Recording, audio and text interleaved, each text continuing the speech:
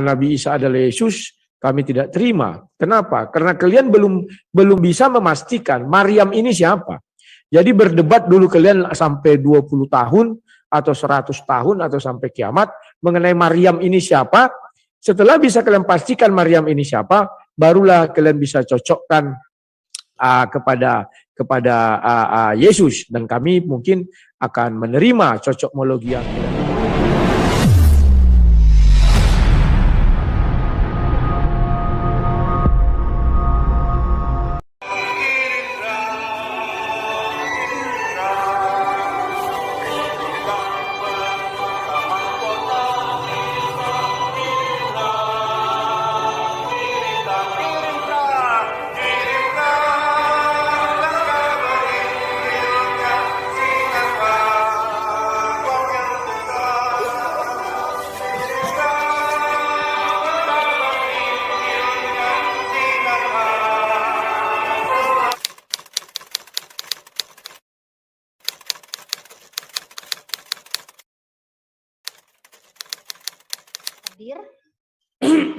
kita akan berdiskusi mengenai siapa Nabi Isa, siapa Yesus.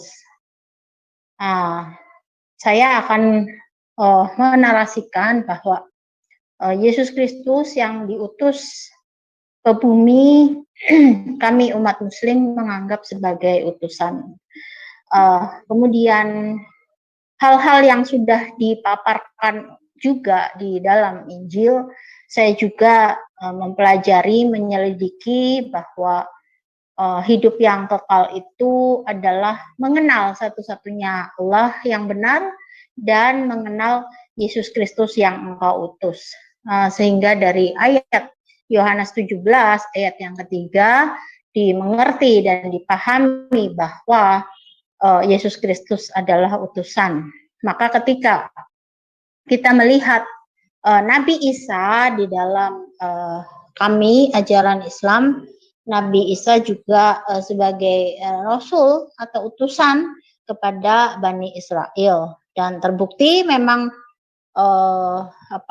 Yesus memang dilahirkan sebagai orang Yahudi yang berbahasa Aram. Nah, sehingga dari bukti dan fakta bahwa Yesus Kristus lahir di sana, ya, di Yahudi, di Israel, sehingga kita mengerti bahwa utusan ini memang dilahirkan untuk Bani Israel. Adapun saudara Kristen ini memahami untuk siapa saja, ya monggo silahkan. Tetapi kami menghitung bahwa Yesus Kristus itu utusan untuk Bani Israel, itu tujuan pada pada manusia semua, untuk menyampaikan firman dari Allah Subhanahu wa Ta'ala.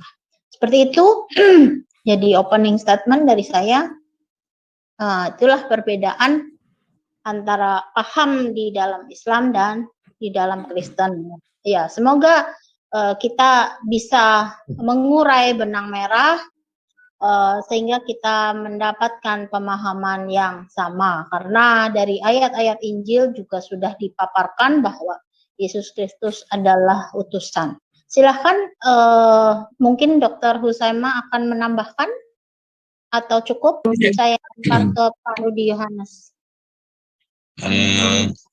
Untuk sementara itu dulu, nanti saya lihat perkembangannya, nah baru saya melihat. Ya, silakan Pak Rudi. Oke, terima kasih. Selamat siang ya semuanya. Saya sebelum memulai, ya izinkan saya untuk bernyanyi dulu ya.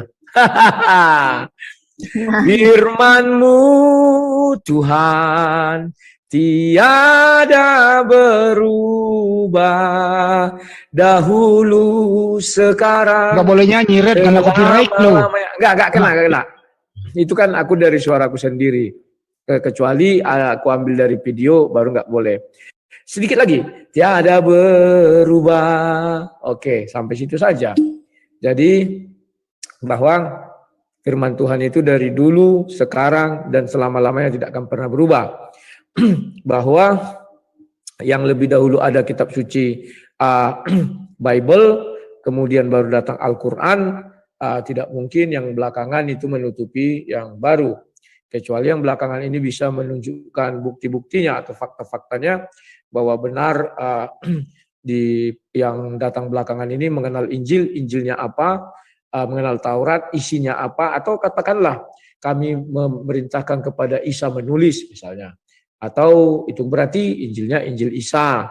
Maka Isa 1 ayat 1, Isa 2 ayat 2 kan begitu. Atau di dalam Injil Isa itu ada misalnya kayak di dalam Al-Quran sapi betina. Mungkin di Injil Isa ya katakanlah pohon palem, misalnya pohon palem 1 ayat 1. Karena ada hubungannya pohon palem dengan Isa itu. Nah sekarang kalau ditanya apakah Isa adalah Yesus Kristus, saya pernah baca Al-Quran bahasa Inggris. Memang di situ diterjemahkan Isa itu jadi Yesus, ya. Tetapi kalau dibilang itu terjemahan, ya terjemahan Isa adalah Yesus. Tetapi kalau bagi kami orang Kristen, Yesus yang mana lagi? Kan?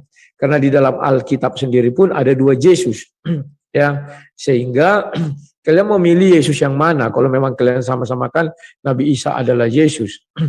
Alkitab berkata bahwa Yesus itu adalah firman Allah yang menjadi daging. Kenapa dikatakan daging? Karena itu dari merujuk kepada Kejadian 3 ayatnya yang ke-15. Bahwa anak perempuan ini akan berhadapan dengan iblis, katanya meremukkan kepala iblis. Kemudian itu diambil dari Kejadian 2 juga ya. Ayatnya ke-22-23. Ketika diciptakan perempuan itu ada mengatakan inilah daging dari dagingku, tulang dari tulangku. Itulah namanya keturunan daging atau keturunan perempuan. Karena perempuan itu tidak diciptakan dari tanah, tetapi diciptakan dari tulang rusuk dan dagingnya si Adam. Ya, itu sebabnya dikatakan anak daging. Jadi kalau ada kita dengar orang-orang gobloger mengatakan, wah itu daging ayam, daging kambing, daging tetelan, enggak ya. Karena itu harus merujuk kepada Kejadian 2 dan Kejadian 3. Itulah arti kata daging itu dari Kejadian 2. Nah, kemudian apakah Isa ini kami terima adalah Yesus? Pertama, dari kelahirannya saja kalau kita baca surah 19 ayatnya yang ke-16, di sana diperintahkan kepada Nabi Muhammad, ceritakanlah wahai Muhammad kisah Maryam ketika dia pergi ke timur Baitul Maqdis untuk mengasingkan diri. Maka saya sudah melihat peta dunia. Timurnya Baitul Maqdis itu ke arah Suriah atau ke arah apa itu ya? Bukannya kalau di Bible kan di kandang domba atau di Bethlehem itu ke arahnya selatan. Jadi sudah lain timur sama selatan. Kemudian ciri-ciri tempat Maryam melahirkan itu di bawah pohon kurma. Di Israel, menurut pendapatnya Kainama, itu hanya ada di Tel Aviv. Di situ ada kebun anggur ya, sehingga itu namanya Tenggara. Tidak mungkin pergi ke Tenggara sana kan sangat jauh ya. Sementara waktu itu dia sudah mulai mengandung. Dan kalau bagi kami, sesuai dengan surah 19 ayat 16 tadi, perintah itu cukup jelas, ceritakanlah kisah Maryam yang terdapat di dalam Al-Quran. Jadi kisah Maryam ini tidak terdapat di Injil. Itu perintah Allah loh. Jangan kalian katakan, wah itu kan ada Injil. Enggak. Kalian keliru. Allah dengan jelas mengatakan kisah Maryam hanya terdapat di dalam Al-Quran. Maka kalau kisah Maryam di Al-Quran, maka kisah Nabi Isa di Al-Quran juga. Nah, kapan Nabi Isa ini lahir?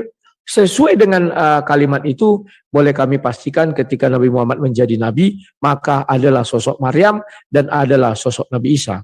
Ya, kalau kalian nggak percaya, buka saja surah 19 itu ya. Dan apa buktinya?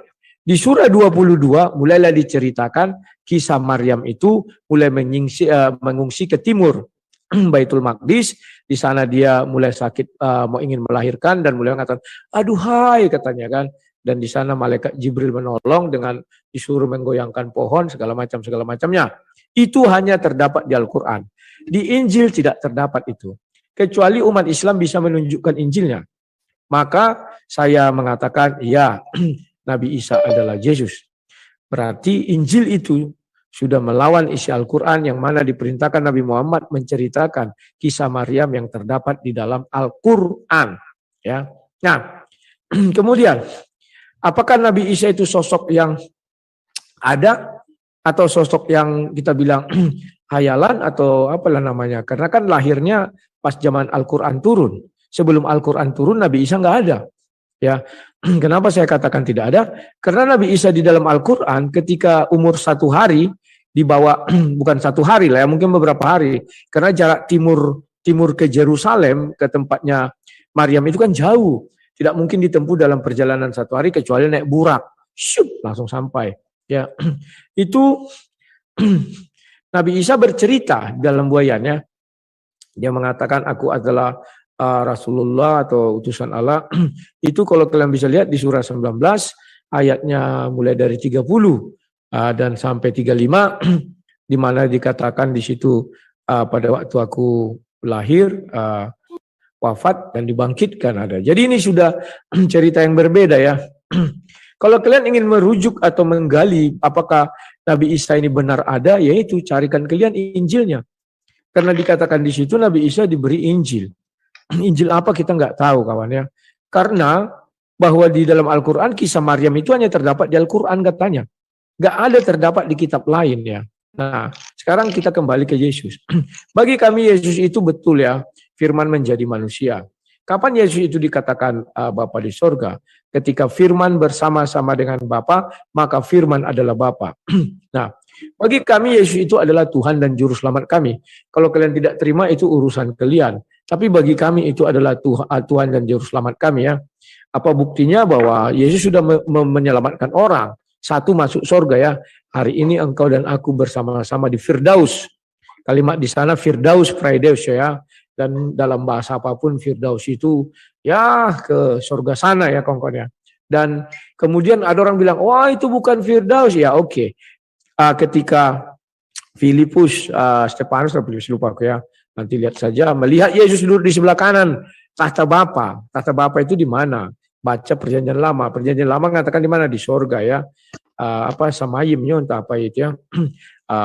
Jadi itulah menunjukkan bahwa Yesus itu di sorga. Nah, jadi apakah orang Kristen diselamatkan oleh sebagai bukti Tuhan? Ya, 2 Korintus 12 ayat 2 jelas mengatakan bahwa 14 tahun yang lalu ya kata Rasul Paulus sudah ada seorang Kristen, seorang Kristen katanya, terserah kalian mau percaya mau tidak, itulah isi kitab suci kami. Ya, begitu yang bisa saya sampaikan. Silakan. Oke, baiklah.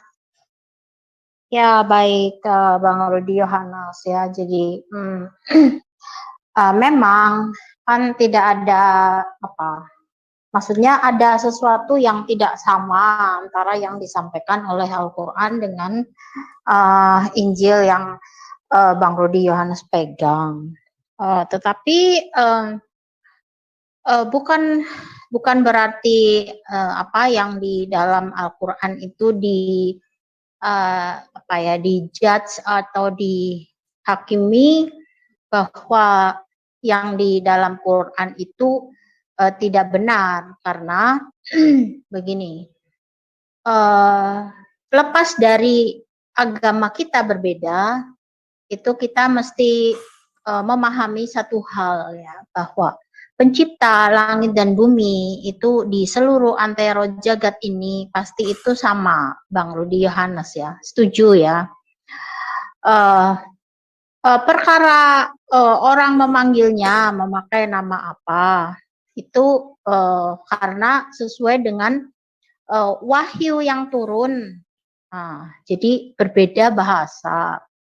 Ya, saya pernah contohkan itu di dalam diskusi, ada satu makanan yang saya nyebutnya di Jawa Tengah berbeda dengan di Jawa Timur berbeda, tetapi sebenarnya yang disebut itu makanan yang sama begitu. Hanya bentuknya yang di sini di Jawa Tengah tidak berbentuk bulat, yang di Jawa Timur bentuknya bulat. Gitu. Jadi kita narasikan juga pencipta langit dan bumi itu seluruh dunia itu adalah sesungguhnya sama. Ketika wahyunya turun di Israel ya, orang Israel memanggil Tuhannya YHWH. Kemudian ketika turun wahyunya kepada Nabi Muhammad Shallallahu Alaihi Wasallam itu dengan nama Allah Subhanahu Wa Taala. Yang selama ini notabene orang Israel tidak pernah mempermasalahkan, orang Yahudi tidak pernah mempermasalahkan nama YHWH dan Allah ya. Nah, sekarang Nabi Isa dan Yesus. Kalau di Injilnya Bang Rudi Yohanes dengan cerita yang terdahulu seperti itu, monggo silahkan saja. Kenapa? Yang turun kepada Nabi Muhammad ya, yang sudah diketahui bersama oleh seluruh umat Islam dan non-Islam juga sudah tahu bahwa Nabi Muhammad adalah nabi yang ummi, tidak bisa membaca, dan pada saat Nabi ini hidup ya, internet belum seperti sekarang. Sehingga buku-buku pun mungkin cetakan-cetakan juga tidak secanggih sekarang. Sehingga ketika Nabi menerima wahyu yang turun berangsur-angsur ya selama sekian sekian waktu ya, itu menurunkan wahyu tentang Nabi Isa yang dilahirkan oleh Siti Maryam itu seperti yang tertulis yang sekarang dibaca oleh umat Islam. Nah, kalau mengenai apa yang benar yang mana ya, ini seperti ini Bang Rudi Yohanes ya. Jadi Tuhan yang sama menurunkan cerita di kitab Anda. Tuhan yang sama juga menurunkan di kitab Quran yang sudah tertulis di dalam Al-Quran ya. Itu sudah tertulis sebelumnya di Lauh Mahfuz. Nah, kami mempercayai bahwa wahyu ini yang turun adalah dari Allah Subhanahu wa Ta'ala, sehingga kami harus menuruti segala sesuatu yang sudah disampaikan kepada Nabi junjungan kami, ya, seperti Nabi Isa itu lahir di bawah pohon kurma. Terus Nabi Isa juga menunjukkan mujizat dia membentuk burung dari tanah liat, keajaiban dia di dalam buayan sudah berbicara kepada manusia begitu. Nah, jadi dengan perbedaan itu ya menunjukkan bahwa wahyu kepada Nabi ini kan spesifik ya, kami tidak tidak rela jika saudara Kristiani ini menuduh juga mencontek ya. Jadi dari perbedaan itu terbukti bahwa kami tidak dari mencontek. Oke. Nah, sehingga kami mempercayai ini wahyu dari Allah Subhanahu wa Ta'ala. Jadi demikianlah Nabi Isa. Jika umat Kristiani ingin mempelajari tentang Nabi Isa siapa di dalam Al-Quran, cukup bertanya mengenai bagaimana Nabi Isa, kita memperlihatkan ayatnya begitu. Jadi kalau mungkin pemahamannya kurang pas, nah di sini ada Dr. Husaima yang akan menolong saya untuk menerangkan bagaimana Nabi Isa ini menurut pandangan Al-Quran. Seperti itu Bang Rudi Yohanes. Ya, silakan dokter. Ya, bismillahirrahmanirrahim. Assalamualaikum warahmatullahi wabarakatuh. Selamat siang, salam sejahtera buat kita sekalian. Sebelum saya berbicara, saya akan membacakan suatu ayat yang kami yakini, sehingga ini menjadi pedoman kami, sehingga kenapa harus saya menunggu nubuat. A'udzubillahi minasyaitonirrajim. Bismillahirrahmanirrahim. Allazina atainahumul kitaba ya'rifunahu kama ya'rifuna abna'ahum. Wa inna fariqan minhum layaktumunal haqqa wa hum ya'lamun. Orang-orang yang telah kami beri kitab Taurat dan Injil mengenal Muhammad seperti mengenal anak-anak mereka sendiri. Sesungguhnya sebagian mereka pasti menyembunyikan kebenaran, padahal mereka mengetahuinya. Dari sinilah saya pegang sebagai dalil yang saya jadikan pegangan, ada atau tidak ada nubuatan. Saya tetap meyakini Al-Quran sebagai agama yang sebagai kitab yang saya pegang. Selanjutnya, jadi kalau Bang Rudi meminta nubuatan bahwa batal Al-Quran kalau tidak ada nubuatan, tapi ada ayat yang saya pegang jadikan dalil untuk menjadikan bahwa Rasulullah sesungguhnya pada ahli kitab itu, Taurat dan Injil itu, mengenal Rasulullah lebih mengenal daripada anak-anak mereka sendiri.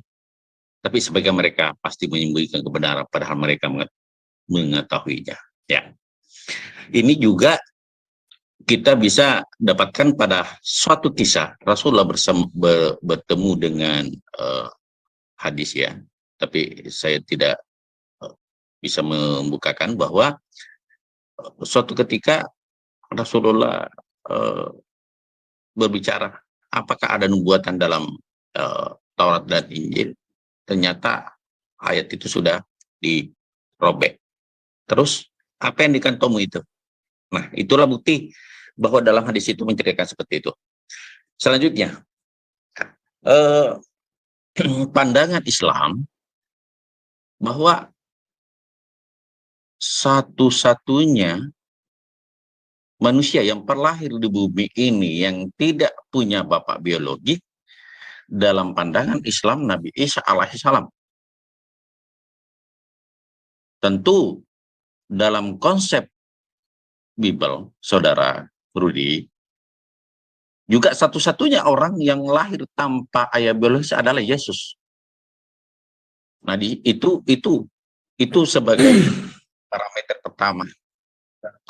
Ada enggak dua orang yang lahir di bumi ini dengan satu Bani Ishak, ya, Bani Ishak diutus untuk Israel, kemudian ada sedikit kelebihan Isa alaihissalam karena dia bisa mencegah, karena waktu itu ibunya dianggap pesina, sehingga diberi mujizat oleh Allah Subhanahu wa taala kepada Nabi Isa alaihissalam itu untuk menceritakan bahwa siapa saya ini, supaya ibunya tidak dituduh sebagai pesina. Di mana pada waktu itu orang-orang Israel menuduh bahwa Maryam itu adalah orang yang bejat. Sementara di Al-Quran mengatakan bahwa perempuan yang tersuci di muka bumi ini adalah Maryam. Bahkan istri Rasulullah tidak masuk. Yang masuk nomor satu yang didefinisikan dalam Al-Quran adalah wanita paling suci di muka bumi ini sejak Adam sampai akhir zaman adalah Bunda Maria. Di situ disebabkan dalam Al-Quran. Demikian dimuliakannya Bunda Maria sebagai ibunya Nabi Isa alaihissalam. Tentang proses-proses yang lain, ya mungkin ada persamaan. Yang pertama diutus untuk Bani Israel. Kemudian setelah Musa dia mendapat Injil, dia mempunyai 12 murid. Dalam Al-Quran disebut Hawariyun. Kemudian dia penyampai firman dalam konsep Al-Quran. Dia seorang rasul, jadi nabi sekaligus rasul. Nabi itu dalam konsep Quran itu, saudaraku, adalah orang yang menerima wahyu tapi tidak wajib menyampaikan kepada kaumnya. Tapi rasul adalah diberi wahyu dan wajib menyampaikan kepada kaumnya. Nabi Isa termasuk nabi, rasul, dan Al-Masih. Al-Masih artinya Mesias, orang yang diurapi. Sehingga ada persamaan dalam konteks itu. Namun demikian, kalau misalnya ada share screen, tolong di share screen, ditunjukkan dong. Kayak Al-Qur'annya dong. Masukku biar nampak di layar apanya ini, layar siarnya. Saya lihat nggak nampak di situ. Apa karena telat ya, lelet. Bentar ya. Oh iya ini lelet. Aduh, sial sekali ya. Ntar ini agak salah jadinya nih. Punya siapa ini? Sabar dulu ya, sebentar. Tadi ada kesalahan. Oh ini. Oke, udah nampak. Siap ya? Oke. Jadi saya lanjutkan ya, saya ulang sedikit bahwa di surah Maryam 16 dikatakan Maryam itu anaknya Imran dari keturunan Daud. Tetapi di dalam surah 19 ayat 28 dikatakan bahwa dia itu ibadahnya saja yang mirip saudara Harun ya, mirip Harun. Kemudian ini tertafsirnya, yang dimaksud ialah saudara Musa dan Maryam adalah keturunan darinya. Nah ini ya. Jadi para penafsir muslim pun bingung siapa sebenarnya Maryam ini. Perihal sama dengan seorang dari Bani Tamim dipanggil hai Bani Tamim, ya kan? Dan dari Madi Mudar panggil hai Bani Mudar. Kita ketahui bahwa Musa itu tidak sama dengan Daud. Musa itu dari Bani Lewi, Daud itu dari Bani Yehuda. Jadi itu sudah berseberangan ya.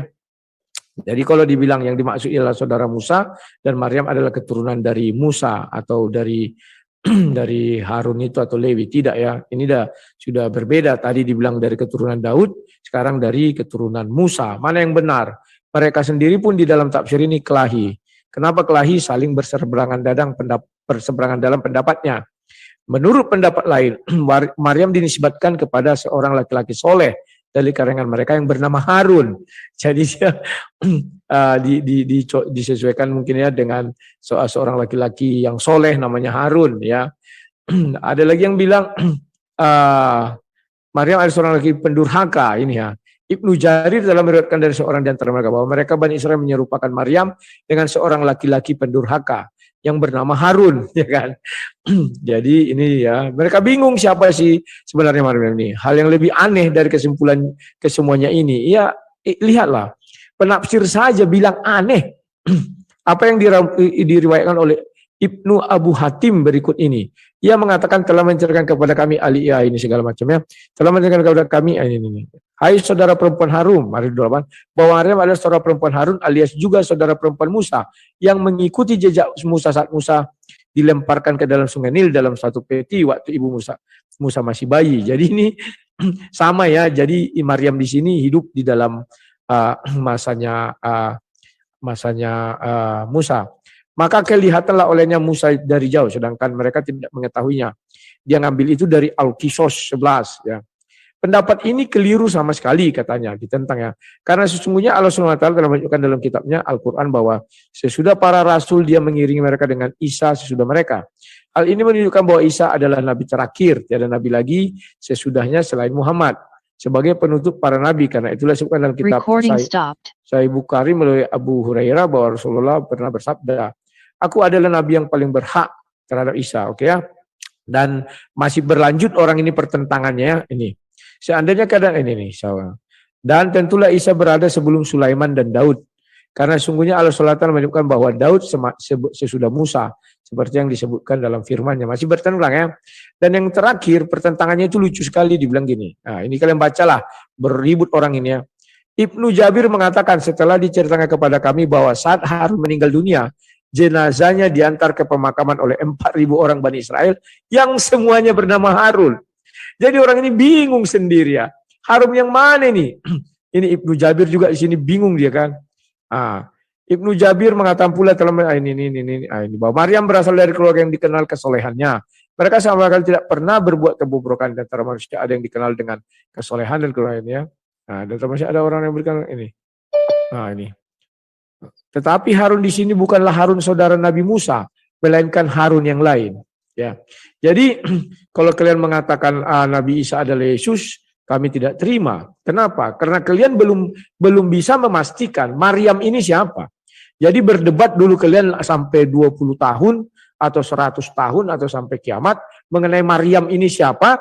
Setelah bisa kalian pastikan Maryam ini siapa, barulah kalian bisa cocokkan kepada Yesus, dan kami mungkin akan menerima cocokmologi yang kalian lakukan ya.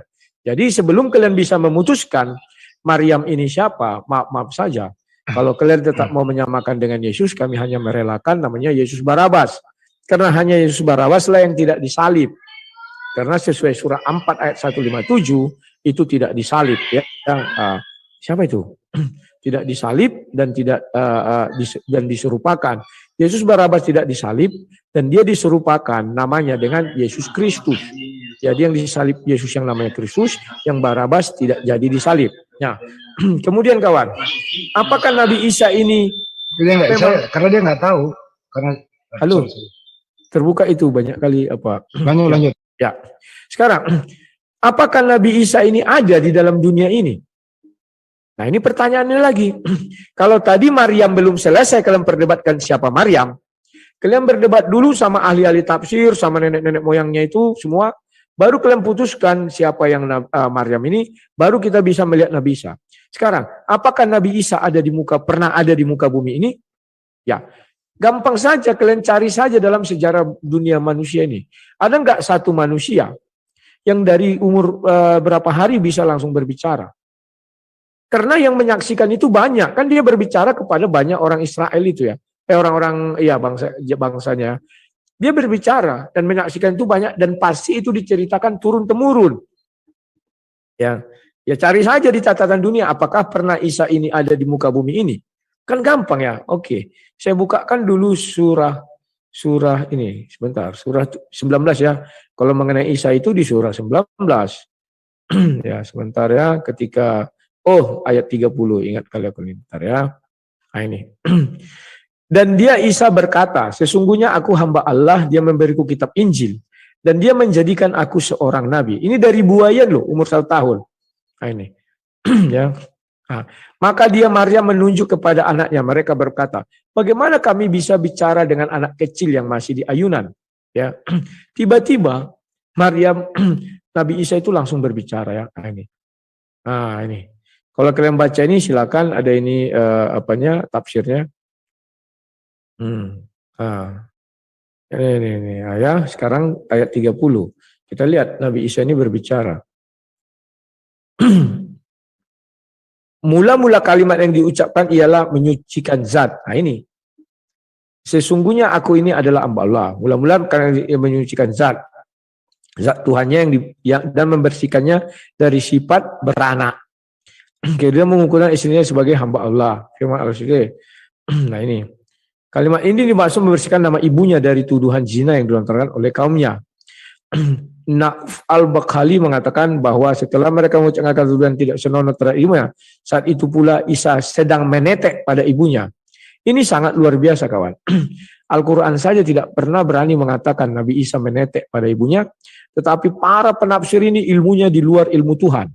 Mereka lebih hebat dari Tuhan, bisa menjelaskan dengan detail waktu itu Nabi Isa menetek. Boleh saya pastikan bahwa orang ini hidup di zaman Nabi Isa dan menyaksikan Nabi Isa lagi menetek. Maka ia melepaskan payudara ibunya. Nah, luar biasa.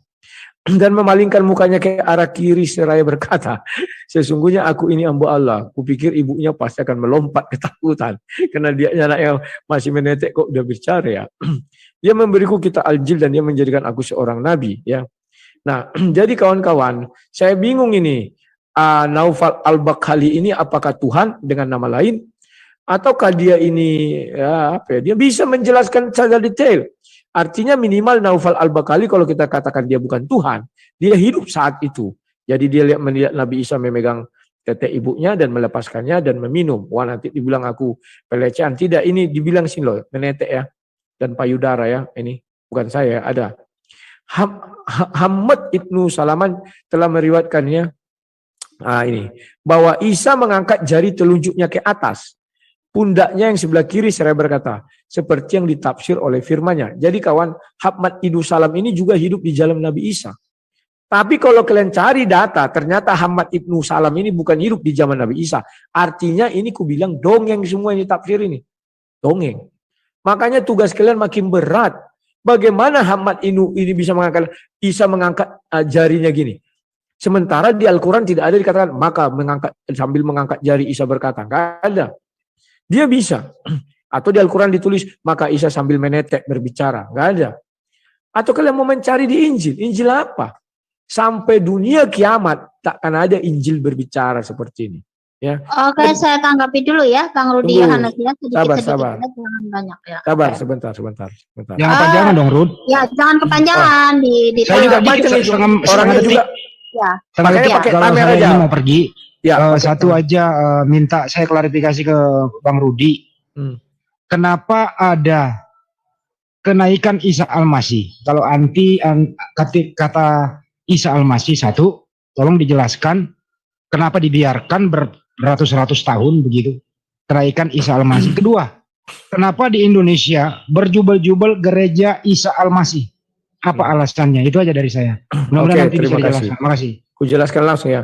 Kenapa ada beratus-ratus tahun dibiarkan kenaikan Isa Al-Masih? Ya karena di situ orang Islam ingin mengakui bahwa Isa Al-Masih itu naik dan wafat. Ya silakan. Kita nggak bisa melarang orang. Mereka menentang Al-Qur'annya, silakan. Sorry Rud. Kenapa? Yang memperingati kenaikan Isa Al-Masih itu bukan orang Islam, orang Kristen.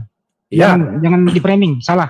Kami memperingati, tapi itu kan kalian yang membuat Isa Al-Masih. Kami enggak dong. Yang membuat almanak Isa Al-Masih itu Kristen, bukan kami. Kristen mana? Setauku di Indonesia pemerintah lah. Iya. Gimana sih? Tapi kenapa Kristen memperingati kenaikan Isa Al-Masih, padahal Anda nggak suka Isa Al-Masih? Kami tidak memperingati kenaikan Isa Al-Masih. Mana pernah di gereja dibilang, hari ini kita merayakan kenaikan Isa Al-Masih, Yesus Kristus. Ya terus di almanak itu apa maksudnya? Ya itu urusan pembuat almanak lah negara. Negara ingin mengakui bahwa Isa Al-Masih Berarti itu betul harga naik ke surga. diri, harga diri, jati diri Anda nggak ada dong? Loh, jati diri kami ada di gereja. Bahwa Nah, negara, itu kalian yang nggak kenaikan punya Isa jati Al-Masih diri. Anda happy. Anda nggak punya keinginan Ruth untuk menghapus itu. Untuk apa kami hapus Isa Al-Masih Nabi kalian? Kalian yang artinya menghapus. enjoy. Oh, sebentar. Kedua, gereja Isa Al-Masih Tunggu maksudnya apa? sebentar. Kok jadi kami yang kalian paksa untuk menghapus? Kalian yang menghapus karena Isa Al-Masih Nabi kalian, bukan kami. Nah, tapi Anda yang memperingati itu. Kami Bukan tidak kami. kami tidak pernah memperingati naiknya Isa Al-Masih. Di Kami memperingati Yesus. gereja-gereja itu mengatakan kenaikan Isa Al-Masih. Gak ada di gereja kami Yesus Kristus. Gak pernah Isa Al-Masih ngarang Jadi kau. bertentangan dong yang ada slogannya itu. Gak ada. Oke, Yesus Kristus. baik. Silakan. Terus gereja Isa Al-Masih maksudnya apa, Ruth? Nah, kalau gereja Isa Al-Masih, kau tanyakan sama mereka, aku nggak tahu. Karena yang ku dengar-dengar, ini ku dengar loh, bahwa itu diambil dari Kristen Arab. Mereka mengatakan Isa Al-Masih. Saya nggak tahu. Urusan mereka, urusan saya nggak ada ke situ. Gereja Isa Al-Masih itu Yesus apa bukan? Ya bagi mereka Yesus ya silakan. jadi Asal sama Ya. sama ibunya, sama bapaknya, sama tempat lahirnya, silakan. Tapi kalau berbeda, ku tolak. bantuin dong, Ruth. Samperin mereka, jangan pakai itu nggak bener gitu loh. Aku sudah Bantuin bantu. biar lurus gitu. Sebentar. Gimana? Aku sudah bantu dan pernah kutanya kepada mereka, Isa yang kalian imani yang mana? Oh, Isa yang lahir di Bethlehem. Oh ya, yang ibunya Maria, iya. Yang Kan bapaknya bukan Isa namanya, iya. Ruth. Kan namanya Yesus. Loh. Di Bethlehem. Bukan Isa namanya. Mereka mengakui itu, ya silakan. Beda nama boleh, yang nggak boleh itu bapaknya beda, tempat lahirnya beda, ininya beda. Ya silakan. Berarti Pak Rudi nggak setuju sama mereka ya? Wah, secara nama kalau dibilang beda ibu bapak dan tempat lahir sejarahnya dia tidak disalib, saya nggak setuju. Tapi kalau disalib dan semuanya sama, ya saya setuju. Ya, ada juga kalau nggak pernah saya dengar tuh ada juga Injil Isa Al-Masih. Oke, Ruth, mudah-mudahan kita jangan pakai standar janda lah, standar ganda begitu ya. Oke. Kalau bisa ada komitmen. Thank you, bro. Siap, silakan. Ayo Indri, silakan Indri. Terpukul lah kau. Halo, lanjut. Indri. Iya, oke. Ya. Ya. Sebentar. Jadi menanggapi Golf is a game of improvements. To improve my game, Isa Al-Masih ya. Sebenarnya tadi saya sudah mempersiapkan tayangan. Tadi Bang Rudi Yohanes menyinggung masalah di Al-Quran disebutkan di hadis ya tadi tentang Harun. Ya, tentang Harun. Saya mau menampilkan literasi dari Bible ya. Di sini di layar Bang Rudi Yohanes, Ya. saya menampilkan tentang keterangan Maria ya. Di paragraf yang kedua nih yang saya stabilo kuning, saya baca. Maria berasal dari suku Yehuda dan ia keturunan Daud. Oleh karena itu, mengenai putranya Yesus, dapat dikatakan bahwa ia secara jasmani muncul dari benih Daud. Ayatnya itu Roma 1 ayat 3. Melalui ayah angkatnya Yusuf, salah seorang keturunan Daud, Yesus mempunyai hak yang sah atas tahta Daud.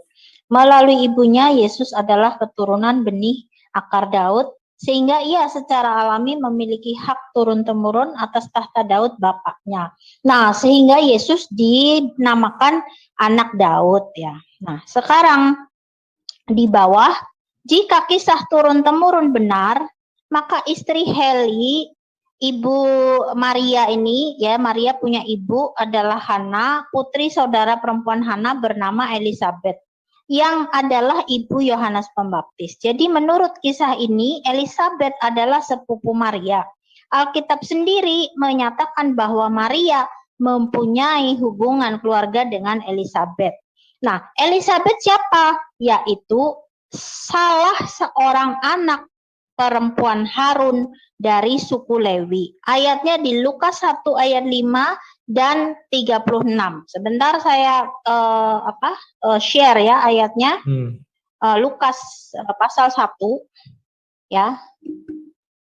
Ini. Ya. Lukas pasal 1 ayat 5. Pada zaman Herodes raja Yudea ada seorang imam bernama Zakaria dari regu Abia, istrinya adalah salah satu keturunan Harun dan namanya Elisabeth. Kalau Maria disebut saudara Harun, boleh-boleh saja. Sebab apa? Yesus juga disebut anak Daud juga boleh-boleh saja. Itu kan jarak rentang waktunya panjang, jauh. Tetapi boleh Yesus dinamakan keturunan Daud atau anak Daud. Itu boleh saja. Nah, sehingga kalau Maryam dikatakan saudara Harun, boleh saja. Karena ini Harun saudara dari si Elisabeth ya. Jadi keturunan Harun. Elisabeth ini keturunan Harun. Saya beri garis di sini, garis merah. Salah satu keturunan Harun namanya Elisabeth. Elisabethnya sepupu dari Maria. Berarti masalah saudara Harun tidak perlu lagi dipermasalahkan ya, karena saudara bisa dari mana saja, karena Yesus juga jarak rentang waktunya jauh sampai kepada Daud juga disebut anak Daud. Nah, itu masalah Harun ya yang saya tampilkan di sini. Mungkin Dr. Husaima akan menambahkan yang lain, yang sisanya saya tadi tidak terekam ya, saya ada kegiatan di sini. Silakan Dr. Husaima. Oke, makasih Bung Rudi tentang ceritanya berdasarkan Bible Anda. Saya juga menuntut supaya original Bible Anda itu yang menjadi rujukan kita, bukan terjemahannya, sehingga saudara harus menemukan kitab asli dari Bible Anda sehingga bisa dirujukan betul-betul apa yang tertulis di Bible sekarang ini sesuai dengan original. Anda sekarang mengkritik Quran sesuai dengan original yang tertulis. Sekarang dibalik. Saudara mencari 20 tahun original teks yang mana, apakah Yunani, apakah Aramaik, atau Hebrew, bahasanya Yesus, sehingga itu apple to apple saudaraku. Jadi saya disuruh untuk mencari tentang hadis, saudara saya minta bahasa asli yang diterima Yesus dari Allah, dari Tuhannya, yang berupa firman itu, supaya kisah Yesus yang sebenarnya itu berdasarkan firman dari Allah ke Yesus alaihi salam itu bisa apple to apple. Karena Al-Quran 100% murni firman Allah tanpa campur tangan Rasulullah Muhammad SAW. Saya juga minta firman yang langsung berupa Injil yang diterima Yesus Karena di Alkitab saudara, aku menyampaikan firman. Segala firman yang engkau sampaikan kepada saya, telah kusampaikan kepada mereka. Mana Injil itu? Supaya, dan original teks, bukan terjemahan saudaraku. Supaya saudara apple to apple. Anda suruh saya belajar 10 tahun, saya suruh Anda belajar 20 tahun. Untuk mencari original teks yang asli, Injil yang diturunkan kepada Yesus sesuai dengan dalil di Bible Anda, segala firman yang aku terima telah sampaikan kepada mereka. Seperti itu. Adapun pendapat para ahli tafsir saudaraku, itu ahli tafsir itu tidak melakukan sesuatu tanpa, kalau dalam konsep saudara itu diilhami oleh Roh Kudus. Dia itu kalau dalam konsep Islam, jangankan pernah saya satu riwayat ada sementara menulis ada lalat bertengger di pulpennya, berhenti dulu menulis. Nanti lalat itu terbang baru menulis. Karena di pulpennya ada makanan yang mau diisap oleh lalat itu. Jadi seorang penulis dalam Islam itu adalah orang-orang saleh yang diyakini kesalehannya. Jadi itu mendapat ilham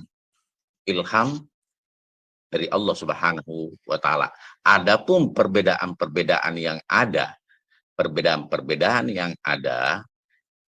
dari sudut pandang yang berbeda. Jadi tidak harus seperti mazhab sekarang ada 4, saudaraku.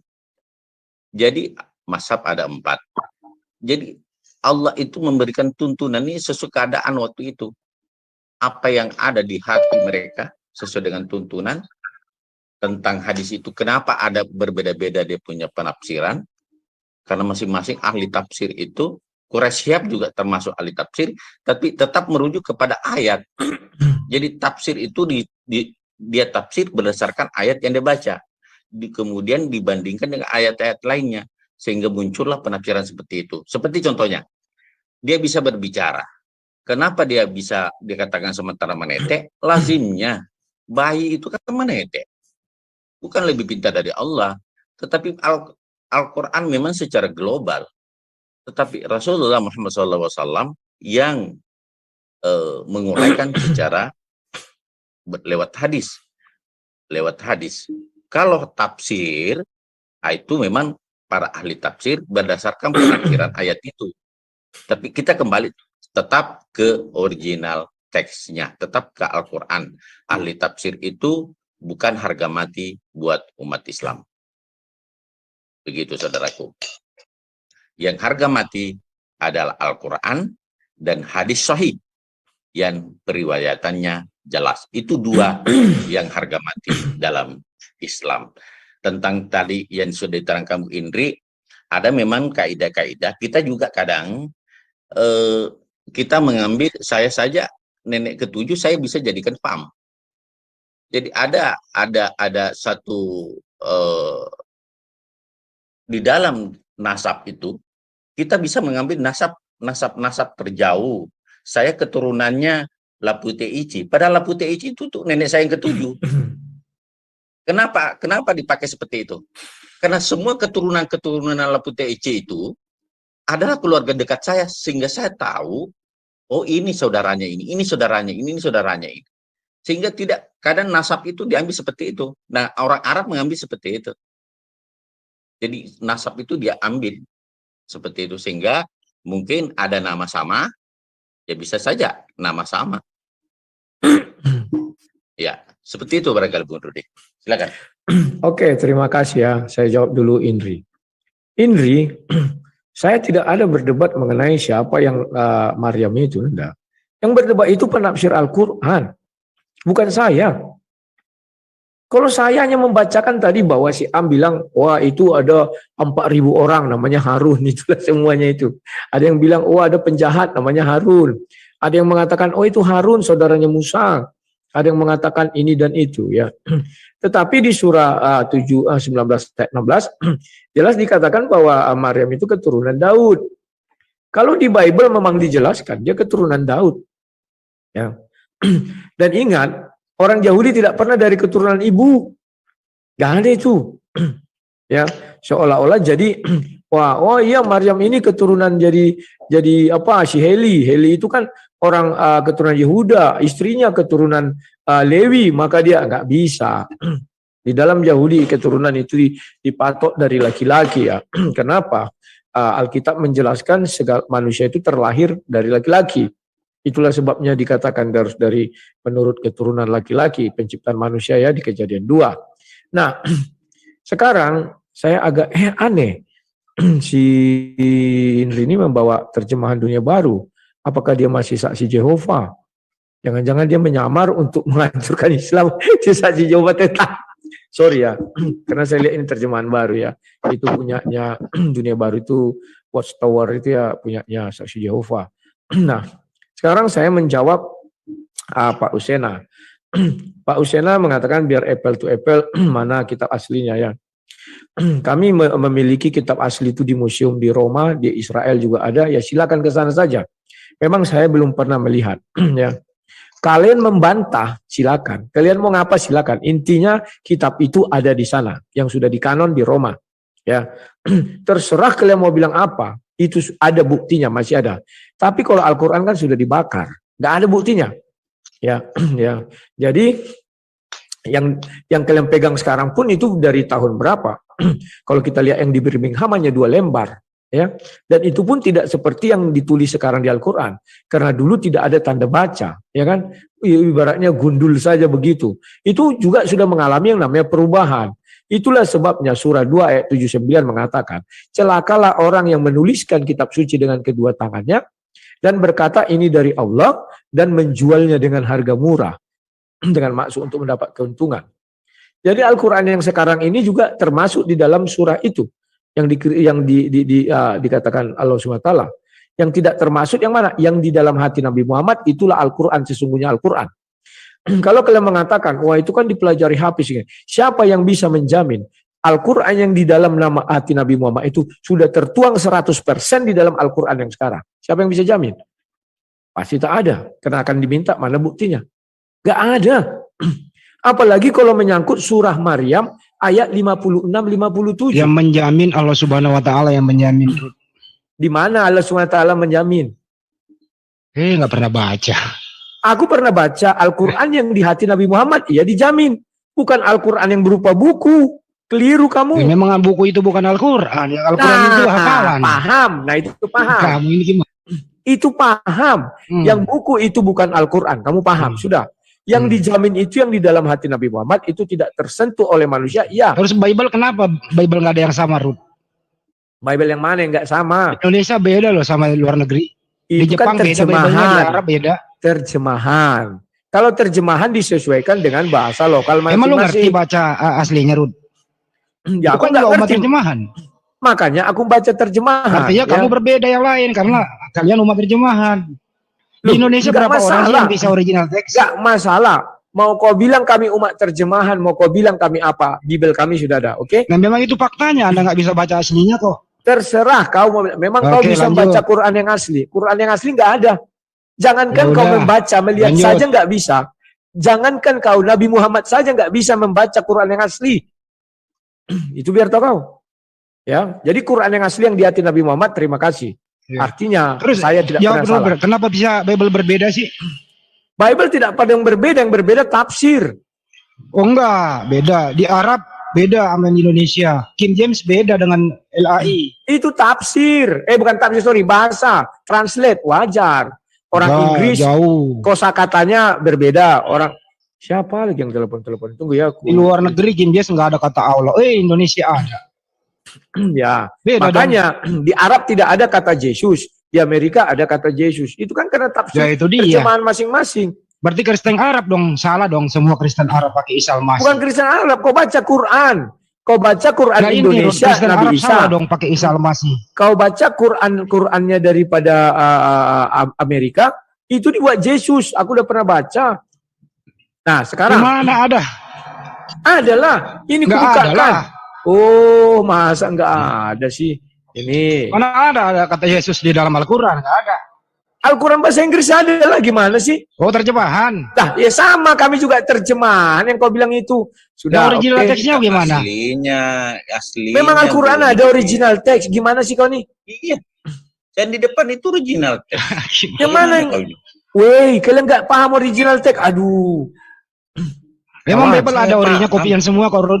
Siapa bilang kopian? Kau pergi kau kayak apa Roma itu? Ada yang itu yang... Mana, saya bayarin 5 miliar kalau ada original teksnya Lukas. Berangkat kau, nggak usah kau bayari aku. Berangkat kau ke sana. Coba Lukas ada originalnya nggak? Ya berangkat kau ke sana lihat. Markus itu yang... 16, yang Markus 16, 9 sampai 20 ada originalnya nggak? Tambahan kok. Sebentar. Ya. Tambahan, Rud. Akuilah.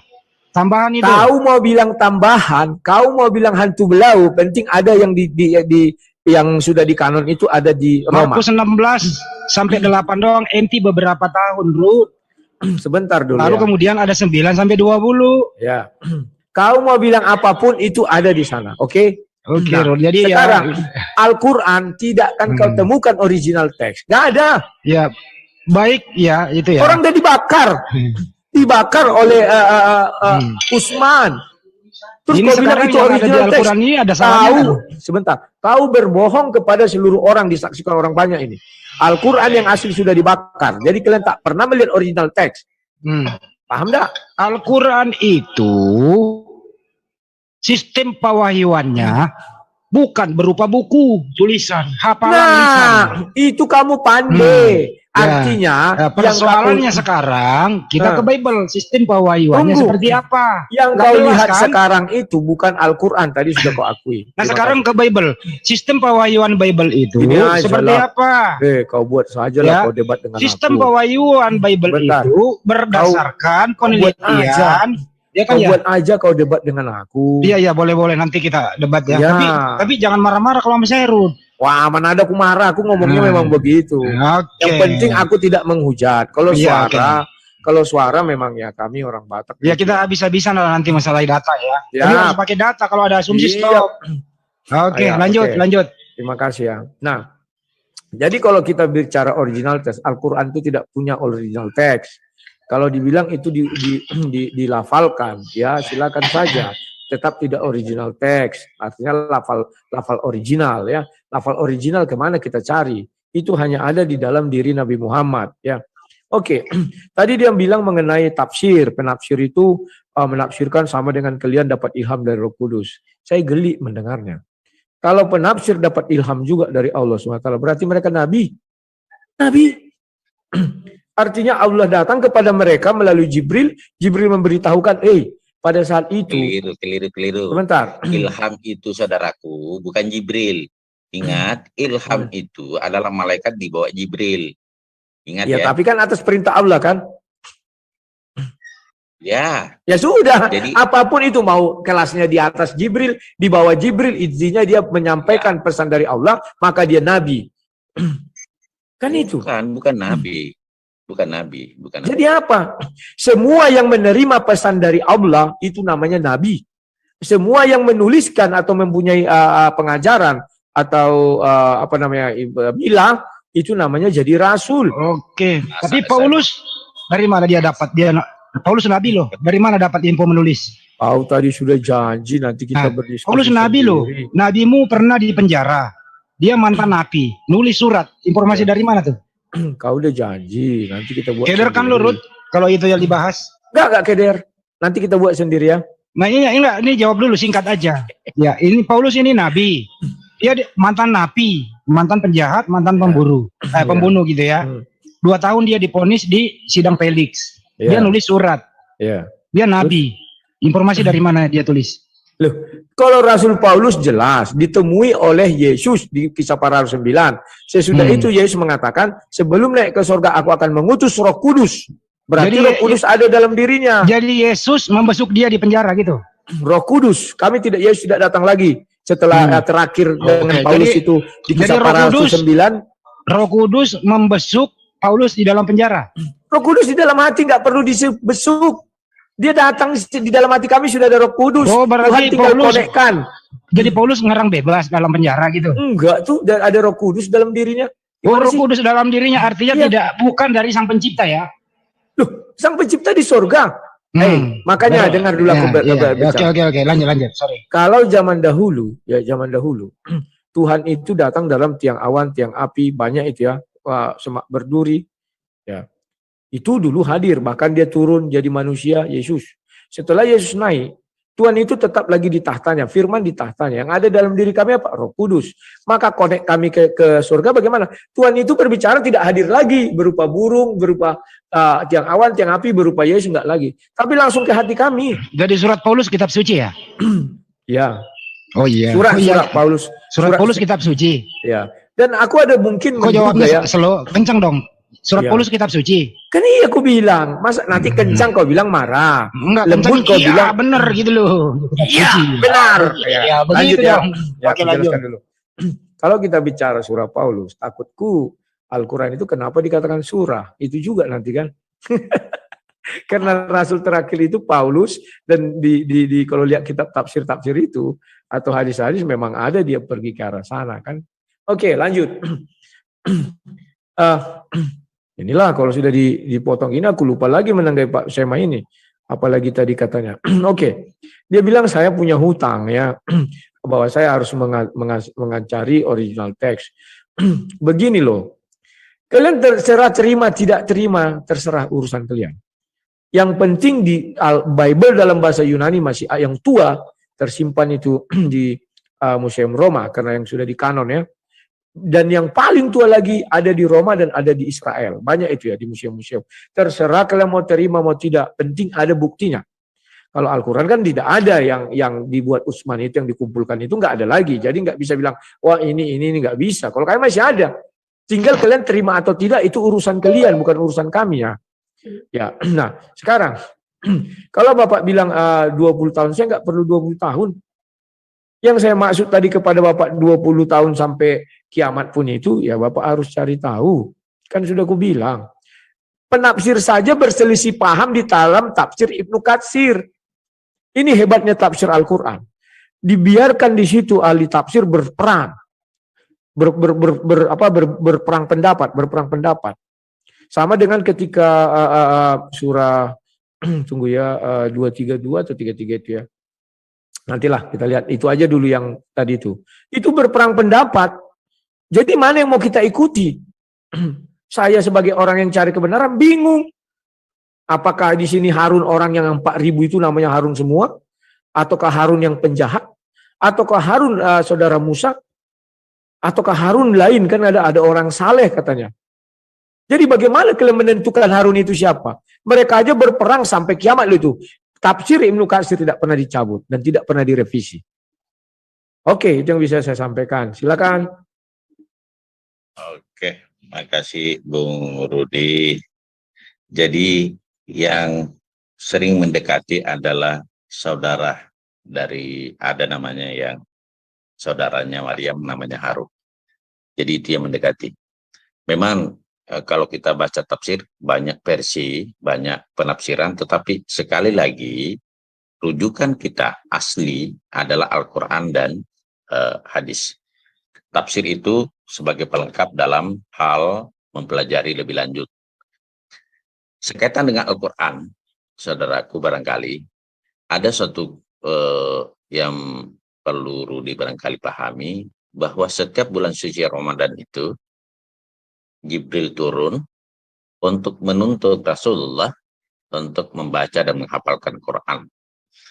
Sehingga Rasulullah juga membacakan kepada sahabatnya. Ada Sa'id bin Sabit itu, kemudian Ali bin Abi Thalib, kemudian Abu Bakar As-Siddiq. Itu termasuk penghafal Quran yang pertama. Dan hafalan-hafalan itu pertama sebenarnya ditulis oleh Abu Bakar.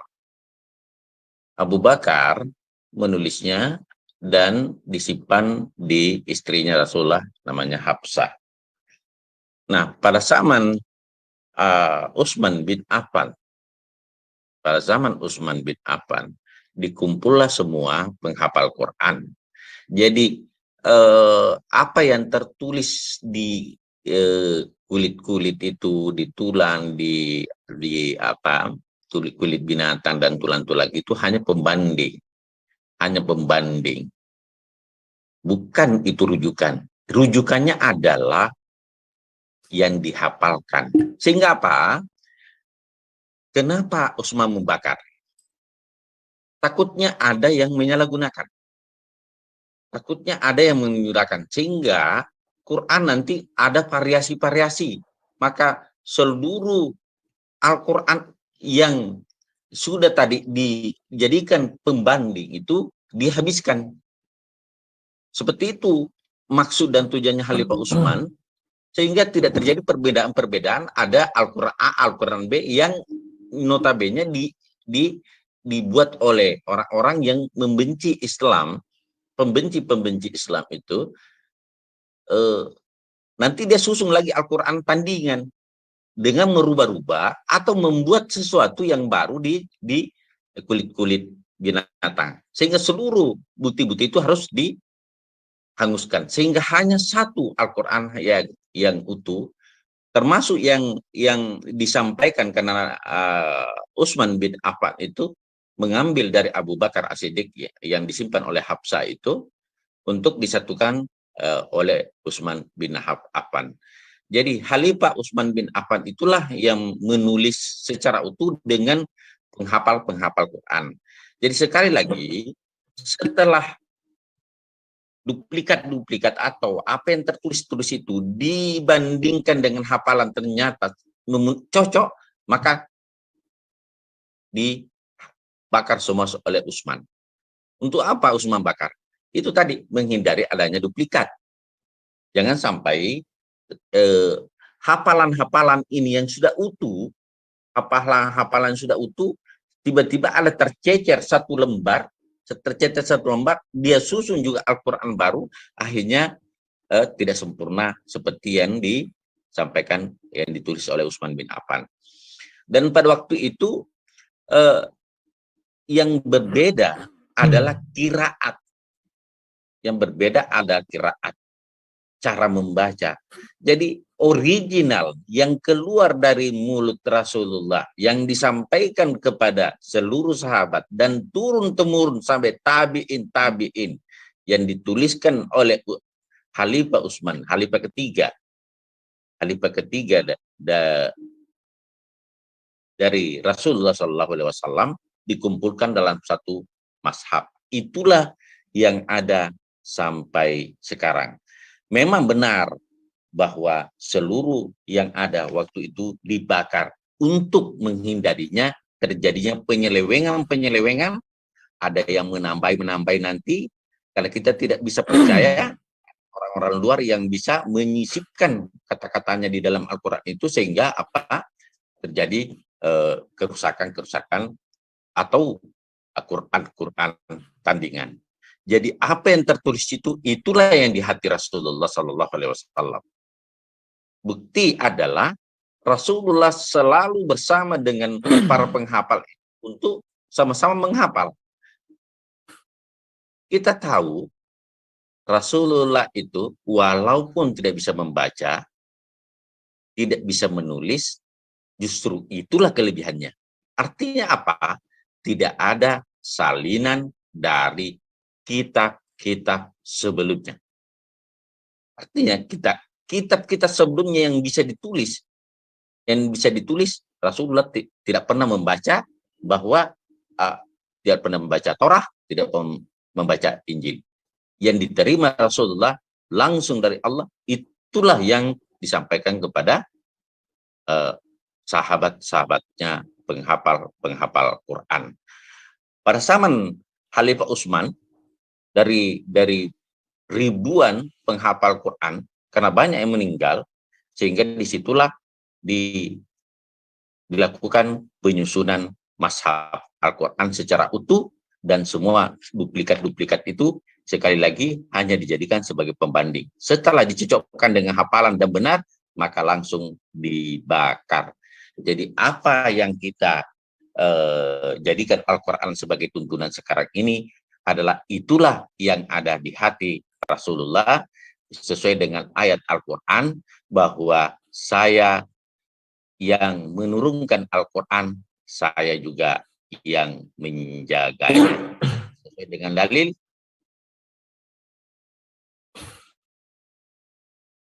Lalu inna nahnu nazzalnal zikra wa innahu lahafisun. Sesungguhnya kamilah yang menurunkan Al-Quran dan pasti kami pula yang memeliharanya. Bagaimana caranya Allah memelihara Al-Quran? Dengan jutaan orang penghafal Quran seluruh dunia. Seperti itulah Al-Quran dijaga oleh Allah lewat hafiz-hafiz, dan perlu mungkin di luar penalaran Bung Rudi, bahwa di langit itu ada malaikat-malaikat yang senantiasa menuntun orang-orang untuk sama-sama membaca Al-Quran. Jadi seperti itu dalam pandangan kami, bahwa ada umur 5 tahun sudah bisa hafal Quran. Kalau kita mau secara akal, tidak mungkin. Tapi kita, Bung Rudi barangkali bisa lihat di televisi, bagaimana ada anak usia 5 tahun sudah bisa hafal Quran. Itu suatu mujizat yang nyata bagi kami. Seperti itulah gambaran. Jadi apa yang di hati Rasulullah, itu yang dikeluarkan. Bagaimana bisa Rasulullah berbicara kepada sahabatnya kalau bukan Al-Quran itu yang disampaikan pada saat menghafal Quran bersama Jibril setiap bulan suci Ramadan, itu dihafal. Makanya keyakinan kita sebagai umat Islam bahwa Al-Quran yang di hati Rasulullah itulah yang ada pada sahabat. Tidak mungkin Al-Quran lain yang disampaikan Rasulullah kepada para sahabat. Tentu apa yang ada di hati dan dikeluarkan lewat pikiran dan dikeluarkan lewat lisan Rasulullah. Sekali lagi, Al-Quran bukan karangan Rasulullah. Al-Quran murni dari Allah Subhanahu wa Ta'ala dan dibukukan oleh Utsman bin Affan. Kenapa dibakar? Karena hanya sebagai pembanding. Demikian Bung Rudi. oke, Indri lagi, Indri. Ada yang mau tambahkan, Indri? Iya, ya. Iya, saya mau tampilkan ayat, tapi sebelumnya saya ingin bertanya sama Bang Rudi Yohanes ini mengenai Yesus bagi Bang Rudi pribadi ya. Jadi ya secara khusus buat Bang Rudi pribadi, secara umum bagi umat Kristiani. Bang Rudi ini kan sangat meninggikan Yesus. Tentu seharusnya perkataan Yesus itu didengarkan. Nah, seperti yang di dalam Yohanes 17 ayat 3 akan dikatakan mengenal satu-satunya Allah yang benar dan Yesus Kristus yang engkau utus. Ya. Berarti Allah yang benar ada, Yesus yang engkau utus ada. Itulah hidup yang kekal. Kemudian di Yohanes 20 ayat 17 juga dikatakan bahwa Yesus Kristus berkata kepada Maria, Bapa yang di surga itu Bapaknya dan Bapaknya Maria, Allahnya Yesus dan Allahnya Maria juga. Sampaikan kepada saudara-saudaraku, seperti itu. Nah, kemudian banyak ayatnya lagi di Yohanes 17 ayat 21, 23 juga, Yesus adalah utusan. Nah, sekarang kalau sudah ada pernyataan dari Yesus bahwa dia mempunyai Bapa yang sama dengan Bapaknya Maria. Yesus juga mempunyai Allah yang sama juga dengan Allahnya Maria. Ya. Jadi kenapa lagi umat Kristen ini tidak mendengarkan Yesus, sedangkan kami umat Islam ya kami mendengarkan kata dari Nabi Isa ya. Ini dikatakan seperti ini, sebentar. Saya share screen. Jadi terambil dari surat Maryam ayat 34 ya. Itulah Isa putra Maryam yang mengatakan perkataan yang benar yang mereka berbantah-bantahan tentang kebenarannya. Jadi kalau di Al-Quran sendiri sudah dituliskan bahwa Isa putra Maryam ini mengatakan perkataan yang benar ya, Sekarang bagaimana dengan umat Kristen sendiri bahwa Yesus Kristus itu mengatakan perkataan yang benar kalau dia punya bapa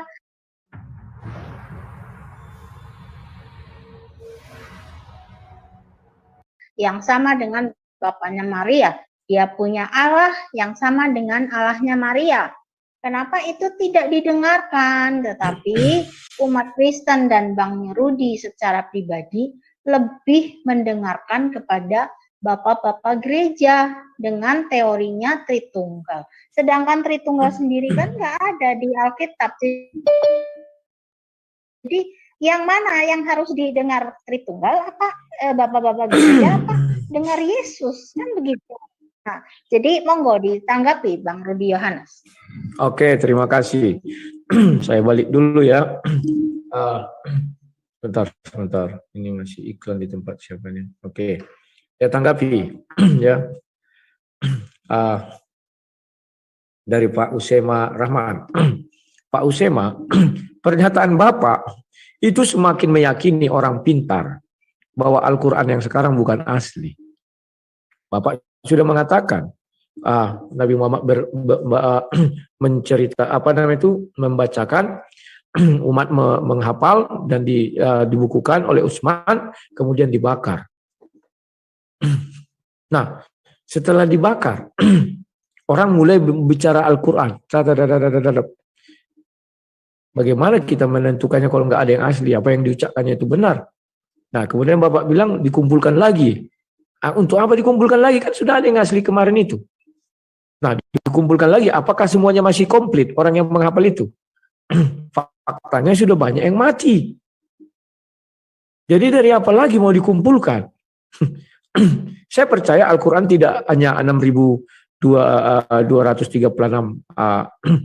ayat.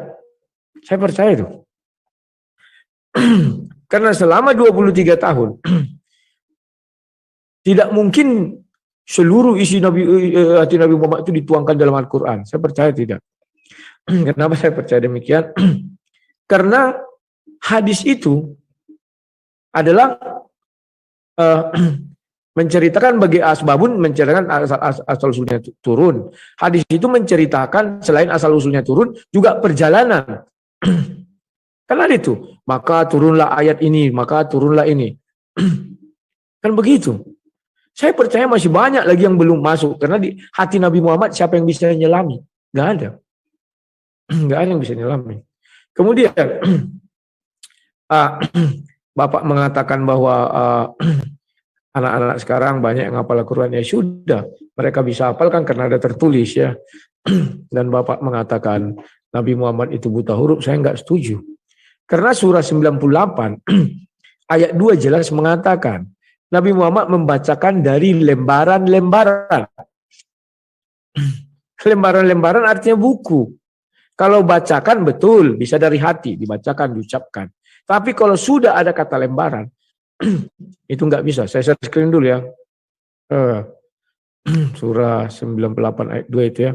Wow, saya nggak bisa share screen kayaknya nih. Oh ya, sudah oke. Ini. Ya, buka kurung tutup kurung, yaitu seorang rasul dari Allah, buka kurung tutup kurung Muhammad yang membacakan lembaran-lembaran yang suci, buka kurung tutup kurung Al-Quran. Kita lihat tafsirnya ya. Tafsir Ibnu Katsir dikatakan gini, yakni Nabi Muhammad dan kitab-kitab yang dibacanya. Artinya di sini Nabi Muhammad pandai baca dan tulis. Itulah sebabnya dari kemarin aku tentang setiap orang muslim yang mengatakan Nabi Muhammad buta huruf. Ya lama-lama saya aja pembela Nabi Muhammad. Yaitu Al-Quran yang mulia. Yang telah tercatat di kalangan Mala'ul Allah. Jadi ini Al-Quran yang pertama dicatat itu di kalangan Mala'ul Allah. Di dalam lembaran-lembaran yang disucikan. Seperti yang dikatakan dalam ayat lain melalui firman-Nya. Paham ya? Bukan punya Utsman. Siapa Utsman ini? Di sini jelas dikatakan, yaitu Al-Quran yang mulia yang telah dicatat di kalangan Mala'ul Allah. Saya nggak tahu apakah dicatat di kalangan Utsman, saya nggak tahu. Apakah dicatat di kalangan Zaid? Tidak. Ayat ini jelas mengatakan Mala'ul Allah. Saya nggak pandai baca, mohon maaf kalau salah lidah saya terselingsut ya. Nah, Di dalam kitab-kitab ini baca Abasa 13-16. Di dalam kitab-kitab yang dimuliakan, yang ditinggikan lalu disucikan, di tangan para penulis buka kurung malaikat yang mulia lagi berbakti, ya. Jadi saya nggak tahu kalian kenapa selalu menuduh Nabi Muhammad itu tidak pandai baca tulis. Sementara dalam ayat Al-Quran 98 ayat 2 dia membaca dari lembar-lembaran, artinya sudah berupa buku. Di sini juga di tafsirnya dan kitab yang dibacanya Nabi Muhammad pandai membaca. Saya aneh lihat kalian kenapa suka kali Nabi Muhammad itu harus dipaksakan dan harus ditetapkan sebagai buta huruf. Heran saya melihat kalian, ya. Oke, sekarang saya lanjutkan mengenai Inri. Inri mengatakan, ya kami mengikut Yesus, maka ikutilah kata Yesus. Loh, kami kan mengikuti kata Yesus. Yesus mengatakan apa? Aku dan Bapa adalah satu. Yohanes 10 ayat 30, 10 ayat 30. Masa kami tentang itu? Sudah jelas-jelas Yesus mengatakan aku dan Bapa adalah satu, maka kami ikut. Baru Yesus mengatakan di Yohanes, saya agak lupa ya, nanti engkau meminta dalam namaku, katanya. Masa kami lupa itu, makanya kami berdoa. Meminta kepada Yesus, Tuhan Yesus berilah kami ini. Nah, terus kalian bilang,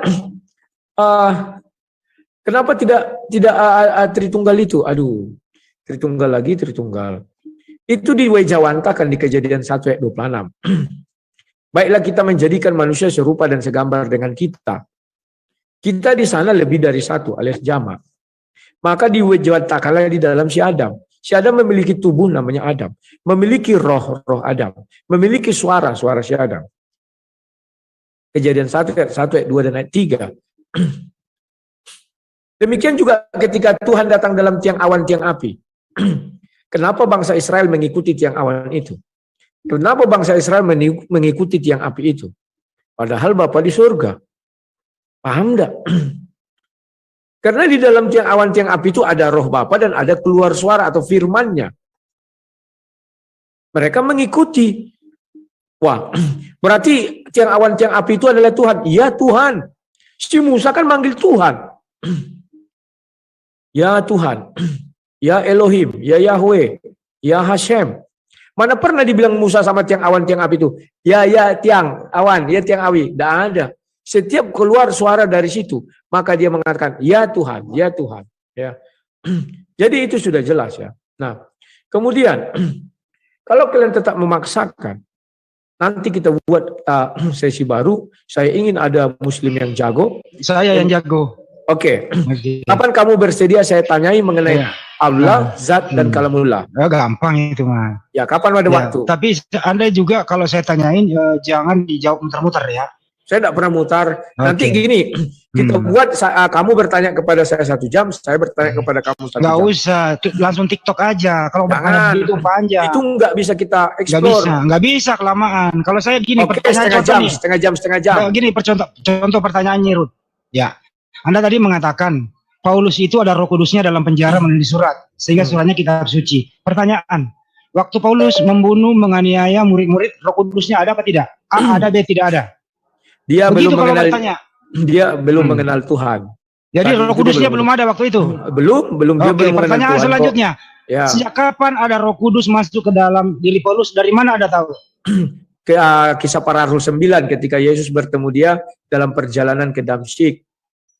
Bagaimana mungkin ada Roh Kudus masuk? Dia dibukakan matanya. Kalimatmu yang kau aniaya itu. Masa kalimatmu bagaimana mungkin itu sudah menunjukkan kelemahan. Loh, kok pertanyaan kelemahan? Iya. Kalau nggak bisa jawab, jangan salahkan pertanyaan. Di dalam satu bicara ilmiah tidak ada kalimat bagaimana mungkin. Terus kemungkinannya masuk Roh Kudus kapan?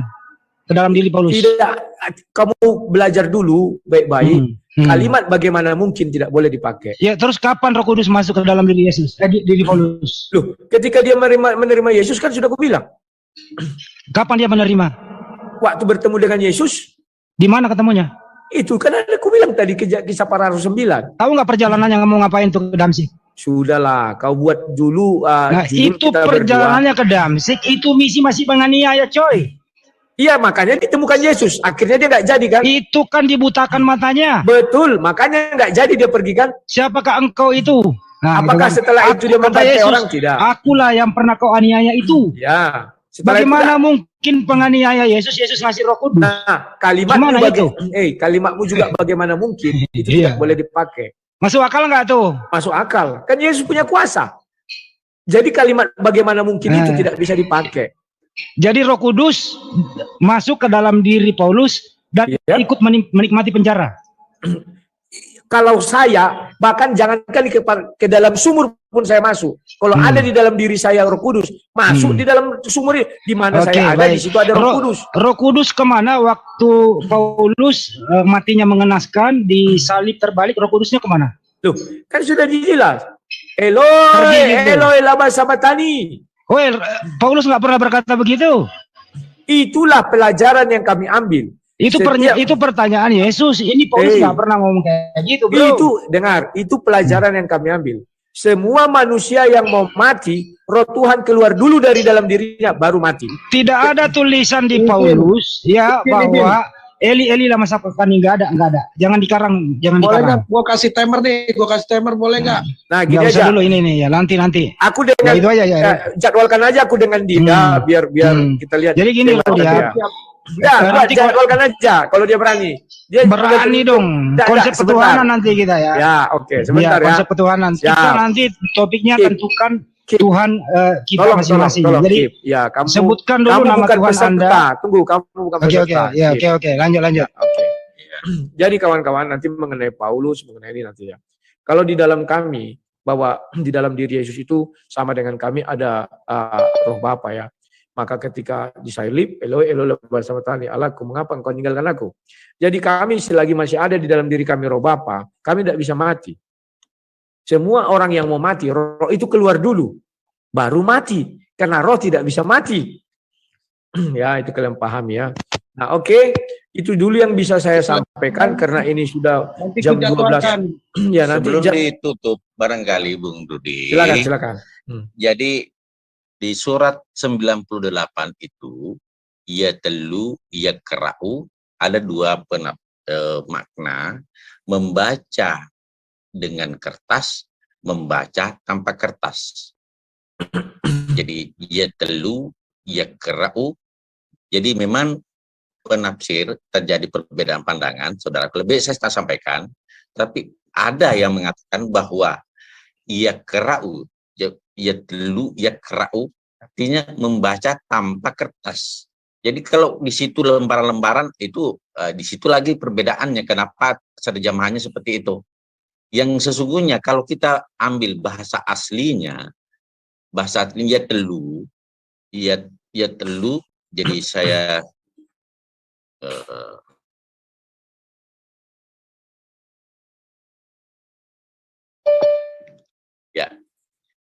ini yatlu bisa dimaknai membaca tanpa lembaran. Ini memang beda dengan yakra'u. Jadi ini memang kadang terjemahan, disinilah fungsinya memang perlunya adanya original teks seperti ini.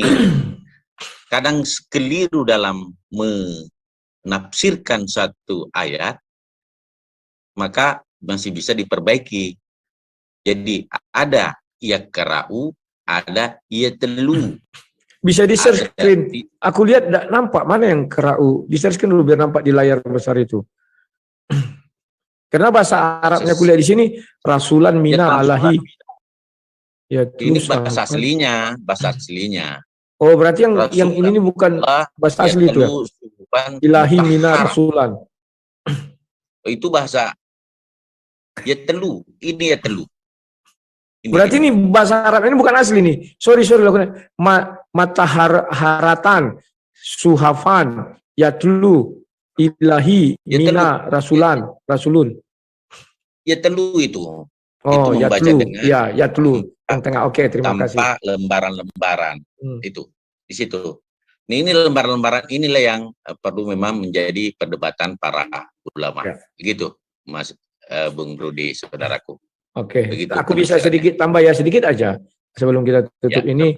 Coba di share screen-nya, sorry. Nggak bisa aku share screen. Tolong Pak lepas dulu share screen-nya. Nah, aku share screen ya, ini. Betul kata Pak Albiyah ayat 2 tadi itu ya, Bapak itu tadi. Tapi sudah saya lihat tafsir ini, Ibnu Katsir juga mengatakan bahwa Nabi Muhammad membacakan lembaran-lembaran ya.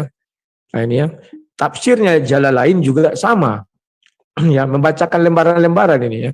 Bahwa Nabi Muhammad itu bukan buta huruf. Tafsir Quraisy Shihab juga sama. Membacakan kepada lembaran-lembaran yang bebas dari kesalahan.